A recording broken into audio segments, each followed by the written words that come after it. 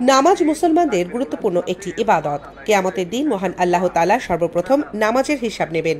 শিশু কিশোরদের ছোটবেলা থেকেই নামাজের প্রতি আগ্রহী করতে নেওয়া হয়েছে ব্যতিক্রম উদ্যোগ। নোয়াখালীর সুবর্ণচরে মহান আল্লাহর সন্তুষ্টির জন্য নিয়মিত টানা ৪০ দিন ৫ ওয়াক্ত নামাজ জামায়াতের সাথে আদায় করার একটি প্রতিযোগিতার আয়োজন করা হয়। সেই আয়োজনে বিজয়ী শিশু কিশোরদেরকে একটি করে বাইসাইকেল সহ নানা আকর্ষণীয় পুরস্কার প্রদান করা হয়েছে। পহেলা মার্চ শনিবার সকাল ৯টায় নোয়াখালী সুবর্ণচর উপজেলার পূর্ব চরবাটা ইউনিয়নের হাজী আব্দুর রশিদ জামে মসজিদে ওরফে কালা মসজিদে এ উপলক্ষে এক অনুষ্ঠানের আয়োজন করে মসজিদ কমিটি। আমি এই সাইকেলটি পেয়ে অনেক খুশি হয়েছি। আমরা ৪০ দিন তাকবীরুলের সাথে সালাত আদায় করে এই সাইকেলটি পেয়েছি। যারা আমাদেরকে এই সাইকেলটি দিয়েছেন ওনাকে অনেক ধন্যবাদ। এখানে এই সাইকেলটা আমরা ৪০ দিন তাকবীরের সহিত নামাজ পড়ার কারণে পেয়েছি এবং তাকে ধন্যবাদ জানাই যে অনেক বড় প্রোগ্রামটা করেছে এবং আমাদের সবাইকে সাইকেলটা দিয়েছে।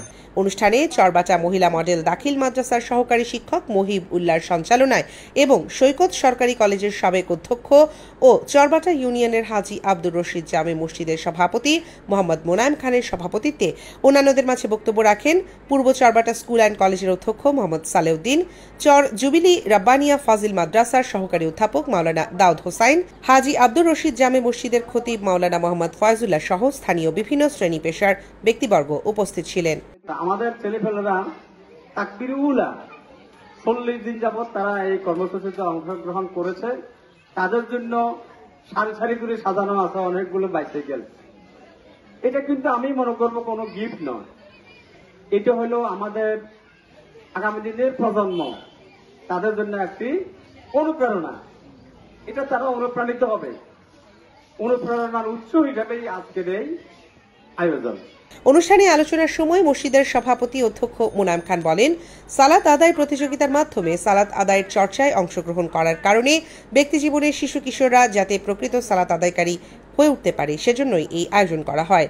কর্মসূচি আয়োজনের অন্যতম উদ্যোক্তা দেলোয়ার হোসেন বলেন, মহান আল্লাহর সন্তুষ্টির জন্য ৫ ওয়াক্ত নামাজ আদায়কারী হিসেবে গড়ে তোলার জন্য নিয়মিত হাজিরার ভিত্তিতে ১০ থেকে ১৬ বছর বয়সী শিশু কিশোরদের নিয়ে এই কর্মসূচির উদ্যোগ গ্রহণ করা হয়েছে।